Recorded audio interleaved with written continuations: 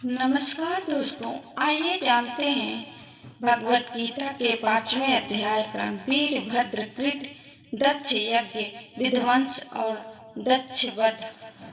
श्री मैत्रेय जी ने कहते हैं, महादेव जी ने जब देव ऋषि नारद के मुख से सुना कि अपने पिता दक्ष से अपमानित होने के कारण देवी सती ने प्राण त्याग दिए और उसके यज्ञ वेदी से प्रकट हुए ऋषियों उनके पार्षदों की सेना की मारकर भगा दिया है, तब उन्हें बड़ा ही क्रोध हुआ। उन्होंने उग्र रूप धारण कर क्रोध के मारे होठ चबाते हुए अपनी एक जटा उखाड़ ली, जो बिजली और आग की लपट के समान दीप्त हो रही थी, और सहसा खड़े होकर बड़े गंभीर अट्टहास के साथ उसे पृथ्वी पर पटक दिया। उससे तुरंत ही एक बड़ा भारी लंबा चौड़ा पुरुष उत्पन्न हुआ। एक बड़ा भारी लंबा चौड़ा पुरुष उत्पन्न हुआ। उसका शरीर इतना विशाल था कि वह स्वर्ग को स्पर्श कर रहा था। उसके 1000 भुजाएं थी, मेघ के समान श्याम वर्ण था, सूर्य के समान जलते हुए 3 नेत्र थे, विकराल दाढ़ें थी और अग्नि की ज्वालाओं के समान लाल लाल जटाएं थी। उसके गले में नरमुंडों की माला थी और हाथों में तरह तरह के अस्त्र शस्त्र थे। जब उसने हाथ जोड़कर पूछा, भगवान मैं क्या करूं, तो भगवान भूतनाथ ने कहा, वीर रुद्र तू मेरा अंश है, इसलिए मेरे पार्षदों का अधिनायक बनकर तू तुरंत ही जा और दक्ष तथा उसके यज्ञ को नष्ट कर दे।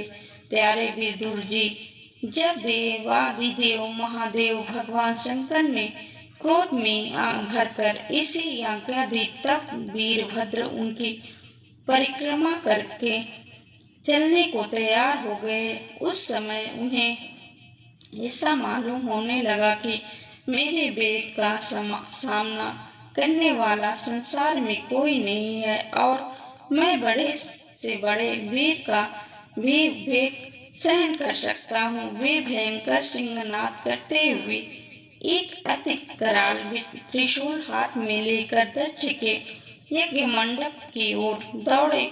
उनका त्रिशूल संसार संहारक, मृत्यु का भी संहार करने में समर्थ था। भगवान रुद्र के और भी बहुत से सेवक गर्जना करते हुए उनके पीछे हो लिए। उस समय वीरभद्र के पैरों से नुपुर आदि आभूषण झनन झनन बजते जाते थे। इधर यज्ञशाला में बैठे हुए ऋषिजन, यजमान, सदस्य तथा अन्य ब्राह्मण और ब्राह्मणियों ने जब उत्तर दिशा की ओर धूल उड़ती देखी, तब वे सोचने लगे कि अरे, अंधेरा सा कैसा होता आ रहा है, यह धूल कहाँ से छा रही है। इस समय न तो आंधी ही चल रही है और न ही कहीं लुटेरे ही सुने जाते हैं, क्योंकि अपराधियों को कठोर दंड देने वाला राजा प्राचीन बहिर अभी जीवित है। अभी गांवों के आने का समय भी नहीं हुआ है, फिर यह धूल कहाँ से आई। क्या इसी समय संसार का प्रलय तो नहीं होने वाला है।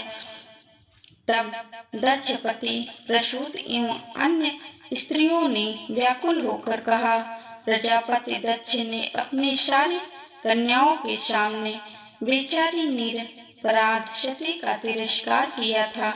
मालूम होता है यह उसी पाप का फल है, अथवा हो न हो यह संहार मूर्ति भगवान रुद्र के अनादर का ही परिणाम है। प्रलय काल उपस्थित होने पर जिस समय वे अपने जटा जूट को बिखेर कर तथा अस्त्र शस्त्रों से सुसज्जित अपनी भुजाओं को ध्वजाओं के समान फैलाकर तांडव नृत्य करते हैं, उस समय उनके त्रिशूल के फूलों से दिग्गज विद्ध जाते हैं तथा उनके मेघ गर्जन के समान भयंकर अट्टहास से दिशाएं विदीर्ण हो जाती हैं। उस समय उनका तेज असह्य होता है। वे अपनी भवें टेढ़ी करने के कारण बड़े बड़े दुर्धर्ष जान पड़ते हैं और उनकी विकराल दाढ़ों से तारागण अस्त व्यस्त हो जाते हैं। उन क्रोधों में भरे हुए भगवान शंकर को बार बार कुपित करने वाला पुरुष साक्षात विधाता ही क्यों न हो, क्या कभी उसका कल्याण हो सकता है?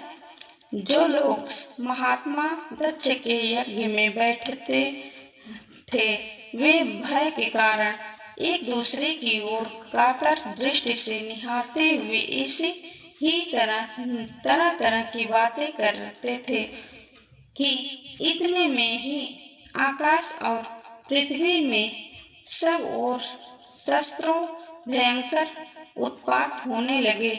विदुर जी इसी समय दौड़कर आए और आए हुए लोगों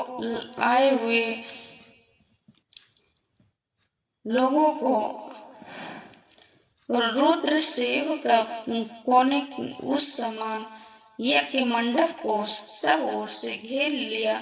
वे सब तरह तरह के अस्त्र शस्त्र लिए हुए थे। उनमें कोई बौने, कोई भूरे रंग के, कोई पीले और कोई मगर के समान पेट और मुख वाले थे। उनमें से किन्हीं की प्रांगवंश यज्ञशाला के पूर्व और पश्चिम के खंभों के बीच आड़े खड़े हुए डंडे को तोड़ डाला। किन्हों ने यज्ञशाला के पश्चिम की ओर स्थित पत्नीशाला को नष्ट कर दिया। किन्हीं ने यज्ञशाला के सामने का सभा मंडप और मंडप के आगे उत्तर की ओर स्थित अग्निशाला को तोड़ दिया।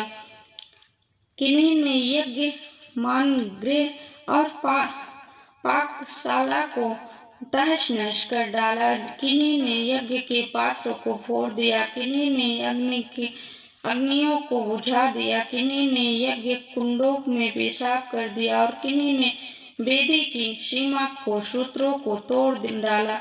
कोई मुनियों को तंग करने लगे, कोई स्त्रियों को डराने धमकाने लगे और किन्हीं ने अपने पास होकर भागते हुए देवताओं को पकड़ लिया। मणिमान ने भृगु ऋषि को बांध लिया। वीरभद्र ने प्रजापति दक्ष को कैद कर लिया। तब चंडी ने पूषा को और नंदी ने स्वर ने भग देवताओं को पकड़ लिया। भगवान शंकर के पारदर्शों की यह भयंकर लीला देखकर तथा उनके कंकड़ पत्थरों की मार से बहुत तंग आकर वहां जितने ऋषि जन सदस्य और देवता लोग थे, सब के सब जहां तहां भाग गए। भृगु जी हाथ में सुआ लिए हवन कर रहे थे। वीरभद्र ने इनकी दाढ़ी मूछ नोच ली, क्योंकि इन्होंने प्रजापतियों की सभा में मूछ ऐंठते हुए महादेव जी का उपहास किया था। उन्होंने क्रोध में भरकर भग देवता को पृथ्वी पर पटक दिया और उनकी आंखें निकाल ली, क्योंकि जब दक्ष देव सभा में श्री भगवान महादेव जी को बुरा भला कहते हुए शाप दे रहे थे, उस समय इन्होंने दक्ष को सैन्य देकर उस्काया था। इसके पश्चात जैसे अनिरुद्ध के विवाह के समय बलराम जी ने कलिंग राज के दांत उखाड़े थे, उसी प्रकार उन्होंने पूषा के दांत तोड़ दिए, क्योंकि जब दक्ष ने महादेव जी को गालियां दी थी उस समय ये दांत दिखाकर हंसे।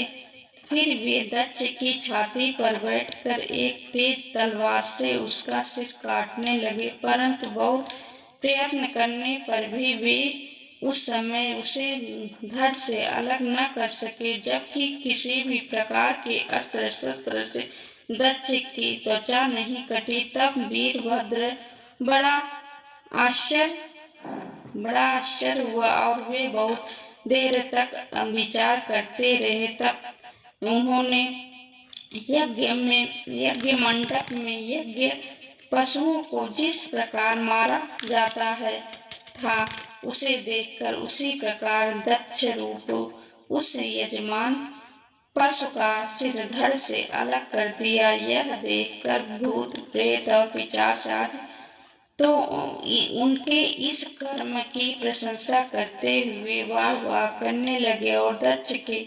दलवाहनों दलवानों